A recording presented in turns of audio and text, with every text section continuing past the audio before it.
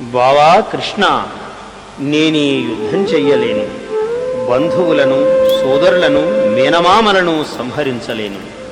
గాంధీవం స్రంసతే హస్త, విల్లు చేజారిపోతున్నది అంటున్న అర్జునుణ్ణి చూచి నవ్వుతూ ఉభయసేనా మధ్యమ క్షోణిలో, రెండు సేనల మధ్య భూభాగంలో పరులీక్షింప రథంబు నిలిపి శత్రువులు చూస్తూ ఉండగా రథాన్ని నిలిపాడు కవ్విస్తూ. పరభూపాలావళిని చూపుచున్, పరభూపాలావళిని, శత్రు సైన్యాన్ని ఒక్కొక్కరిని పరిచయం చేస్తున్నాడు. ఈతడు దుర్యోధనుడు, ఈతడు దుశ్శాసనుడు, ఈతడు ద్రోణాచార్యుడు, ఈ విధంగా ఒక్కొక్కరిని పరిచయం చేస్తున్నాడు. నిజానికి ఈ పరిచయం అవసరమా? బంధువులైన వారికి వారి బంధువులనే తాను అబంధువై పరిచయం చేస్తున్నాడు శ్రీకృష్ణుడు. అవసరమా? ఇదే శ్రీకృష్ణ మాయాలీల. అవసరం లేని వారిని అవసరమైనట్లుగా పరిచయం చేస్తున్నాడు. ఈ పరిచయం చెయ్యడంలో ఒక రహస్యం ఉన్నది అంటున్నాడు భీష్మ పితామహుడు. పరభూపాలావళిన్ చూపుచున్, పరభూప ఆయువులెల్ల చూపులు అన శుంభత్కేళి వంచించు.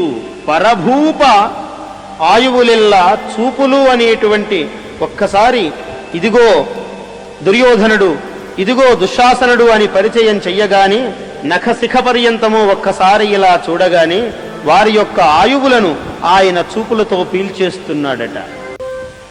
ఇలా బ్రాహ్మణుని సందేశం విన్న కృష్ణస్వామి,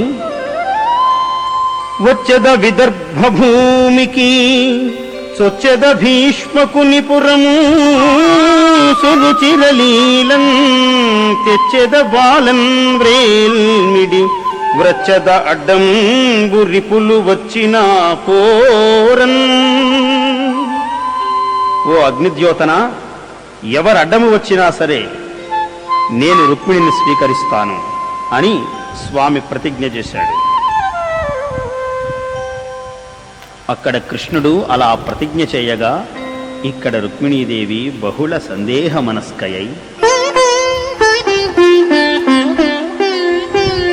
ఘనుడా భూసురుడేగెనో నడుమ మార్గశ్రాంతుడై చిక్కెనో,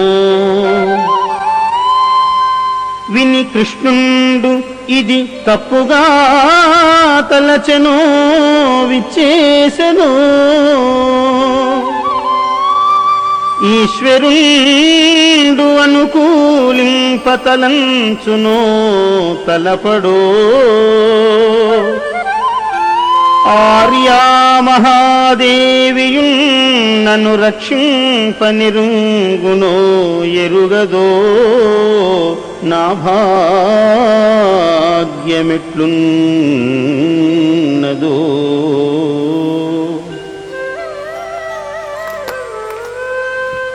శుద్ధ వంశ సంజాతనై బాలికనై ఇంత